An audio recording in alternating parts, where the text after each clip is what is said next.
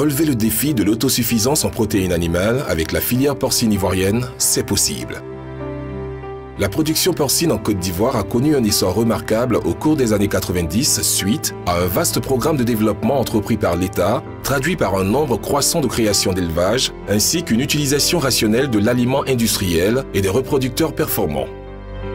En mai 1996, la peste porcine africaine survenue contre toute prévision a anéanti les acquis de 5 années de modernisation de la filière porcine avec la perte de 64% du cheptel porcin moderne.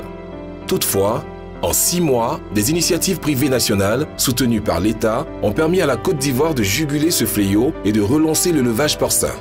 En 2000, la reprise de la production s'est encore heurtée à la concurrence des importations massives de viande de porc. L'élevage porcin, production à cycle court, reste cependant, selon les acteurs de la filière, l'une des 2 filières avec la volaille, à même de fournir le plus rapidement de protéines animales à la population ivoirienne.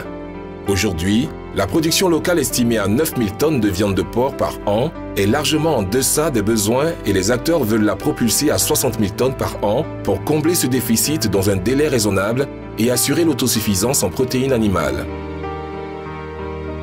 Pour être proche des consommateurs, l'élevage porcin est pratiqué sur l'ensemble du territoire national. Toutefois, les grandes zones de production restent le district d'Abidjan, 80% de la production animale, Boiflé, Mans, Abingoro et le nord du pays, Korogo, Ferkessédougou. Sur le plan national, je suis le premier avec 7000 et mon frère me suit avec 5000 têtes, Alain. Et puis j'ai un autre qui a 1000 têtes et puis un autre qui a 1500 à côté. Depuis quelques années, le FIRCA apporte son aide pour aider la filière porcine à s'organiser et à se professionnaliser.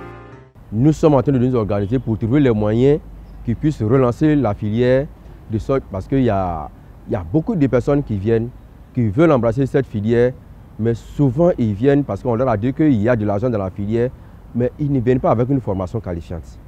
Souvent ils finissent de construire, ils font des choses et au moment où on arrive, c'est comme si des médecins après la mort.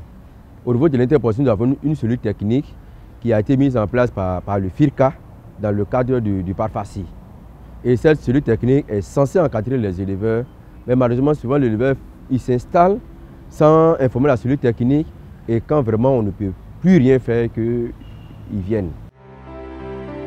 L'interprofession porcine de Côte d'Ivoire, Interporci, est l'organisation qui encadre les activités de la filière porcine.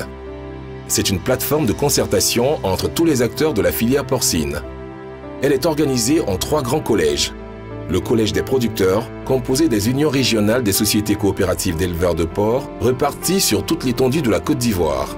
Le collège des transformateurs industriels, qui regroupe l'ensemble des charcutiers, à savoir la Société ivoirienne de charcuterie et de salaison, SIS.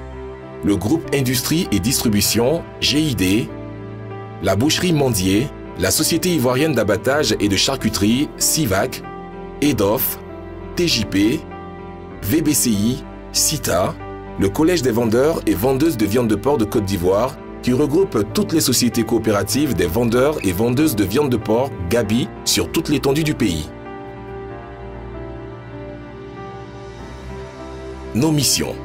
Favoriser un cadre d'échange et de concertation entre tous les acteurs afin de s'assurer la pérennité, assurer la représentation de la filière auprès des instances nationales et internationales, défendre les intérêts du secteur, contribuer au renforcement des capacités des membres, favoriser la synergie entre les divers maillons du secteur afin de répondre aux exigences des consommateurs en matière de sécurité alimentaire, d'environnement, de qualité, de conditions d'élevage et de retombées économiques de la filière porcine, faire la promotion de la viande porcine et ses dérivés. Poids économique. Son poids économique n'est plus à démontrer. La filière porcine regroupe 1500 éleveurs, 500 femmes regroupées au sein du collège des vendeurs et vendeuses de viande de porc commercialisent la viande fraîche de porc et des plats cuisinés. À elle seule, la filière porcine génère 30 000 emplois, dont 10 000 emplois directs et 20 000 emplois indirects pour un chiffre d'affaires de plus de 70 milliards de francs CFA. La viande de porc contient un taux de cholestérol limité et possède approximativement le même taux de cholestérol que les autres viandes et poissons. D'ailleurs, La teneur en cholestérol de 100 g de rôti de porc ou de charcuterie est inférieure ou égale à 100 mg, soit inférieure ou égale au tiers de la consommation journalière recommandée. La viande de porc est facile à digérer. La tendreté de ses fibres musculaires, liées à une faible teneur en collagène, rend la viande de porc particulièrement digeste. La viande de porc s'intègre parfaitement dans un régime alimentaire. La teneur en lipides de la viande de porc varie selon les morceaux. Chacun choisira tel ou tel morceau en fonction de ses besoins nutritionnels. Par exemple, le rôti de porc n'affiche que 4,3% de lipides quand une côte de porc en contient 15,3%. Par ailleurs, le gras de porc, souvent visible, est facile à retirer, ce qui permet de réduire significativement la teneur en lipides de la viande. La viande de porc, partenaire des sportifs très riche en vitamine B1, la viande de porc constitue un apport nutritionnel très intéressant pour les efforts musculaires. En effet, cette viande et ses dérivés fournissent de bonnes protéines pour réparer les fibres musculaires endommagées lors des exercices physiques. La viande de porc, une source de minéraux et de fer riches en phosphore et en calcium, la viande de porc favorise une bonne ossification. Par ailleurs, elle est riche en fer, dit héminique, qui a la particularité d'être plus facilement assimilé que le fer d'origine végétale et contribue au bon fonctionnement des systèmes sanguins et immunitaires. L'élevage porcin à proximité des habitations engendre un problème de pollution à cause des déjections et certains parasites du porc sont susceptibles de s'attaquer à l'homme, constituant donc une menace pour sa santé. La réussite d'un élevage de porc moderne est conditionnée par plusieurs facteurs. Une bonne race, résistante au climat, aux maladies, etc. Une alimentation équilibrée de bonne qualité, une hygiène irréprochable, bon état de propreté des animaux, leur habitat et de l'environnement de la ferme, etc. Un programme de protection sanitaire adapté et suivi, veiller sur les animaux, prévenir les maladies ou empêcher leur expansion. L'élevage est une activité qui exige du promoteur une certaine maîtrise, perfection technique de la conduite du troupeau. Perspective de développement de la filière à l'horizon 2020. La filière porcine ivoirienne va produire environ une quantité de viande porcine qui est le produit de la consommation individuelle, 2,4 kg par la population ivoirienne en 2020. Soit environ 62 400 tonnes de viande de porc. Le chiffre d'affaires en 2020 sera d'au moins 87 360 000 francs CFA. Les actualités de la filière, nombre de truies, 6 753, effectif des éleveurs, 1500, volume des importations, 52 000 tonnes. Aujourd'hui, la production locale est estimée à seulement 9 000 tonnes de viande par an, ce qui est largement en dessous des besoins. Nous avons pour ambition de produire 60 000 tonnes de viande par an. Et pour cela, il nous faut améliorer la génétique des animaux, moderniser nos élevages, mais également disposer de 3 autres abattoirs que nous allons implanter dans les grandes localités de production porcine. À travers le projet Préfiport, aujourd'hui nous mettons à la disposition des éleveurs des animaux qui ont de très grandes performances zootechniques. Le choix de la génétique dépend de ce que vous allez en faire. Il y a un travail de recherche qui est fait. Aujourd'hui, vous pouvez faire des truies à 100 kg à 6 mois. C'est la sélection. Quelqu'un qui veut faire de l'élevage, il a tous les atouts, tous les outils pour pouvoir faire un bon élevage.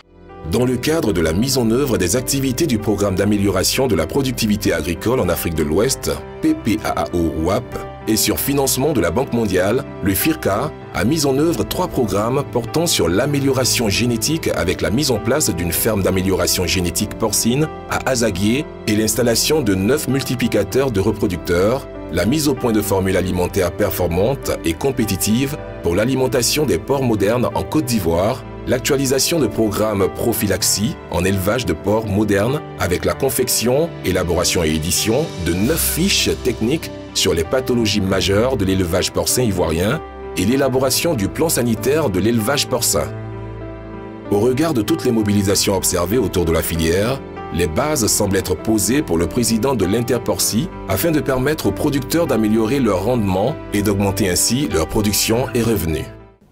Nous souhaitons rapprocher la viande de porc du consommateur. Nous sommes en train de travailler sur un business plan pour qu'il y ait beaucoup plus de points de vente de porc et de vente de charcuterie, aussi bien à Abidjan qu'à l'intérieur du pays. Notre objectif est de démocratiser la consommation de viande de porc et la consommation de charcuterie en Côte d'Ivoire. Nous voulons encourager les éleveurs à produire dans leurs élevages. la Côte d'Ivoire est déficitaire en protéines animales, il faut produire beaucoup de porc, d'autant plus que la demande est là. Le président de l'Interporci a ajouté que la filière porcine réalise pour l'heure un chiffre d'affaires de 6 milliards de francs CFA, soit 9,1 millions d'euros par an. Si toutes les conditions sont réunies, notamment le professionnalisme et une politique de protection contre les importations massives, les acteurs de la filière porcine ivoirienne soutiennent qu'ils sont capables de combler le déficit accusé et d'assurer l'autosuffisance en protéines animales. En ce qui concerne le porc, nous avons un programme d'abattage qui est fait par semaine. Notre camion frigorifique va chercher ces carcasses de porc, elle les emmène ici et nous avons une salle de réception. Les porcs sont sur des rails, on prend des porcs, on prend les poids, les différents poids des carcasses et on les amène dans la salle de stockage de matières premières concernant les porcs. Grâce à la coopération entre les différents processus ici, on peut obtenir un bon produit qui respecte les normes de bonnes pratiques de fabrication et les normes d'hygiène et qui respecte aussi les attentes des consommateurs en termes de goût et en termes d'hygiène aussi. La filière porcine ivoirienne, aux yeux des observateurs avertis, a fait un bond qualitatif. Aujourd'hui, les données statistiques du ministère des Ressources animales et halieutiques, MIRA, estiment le cheptel national porcin à 349 939 porcs, avec plus de 1500 éleveurs pour un cheptel de plus de 50 000 truies. La filière procure 10 000 emplois directs et 20 000 emplois indirects, dont environ 500 femmes qui commercialisent de la viande fraîche et des plats cuisinés, un abattoir moderne et 5 industriels. Tous les signaux semblent donc donner raison aux acteurs de la filière porcine ivoirienne qui ont besoin de soutien de tous les acteurs pour relever le défi de l'autosuffisance en protéines animales.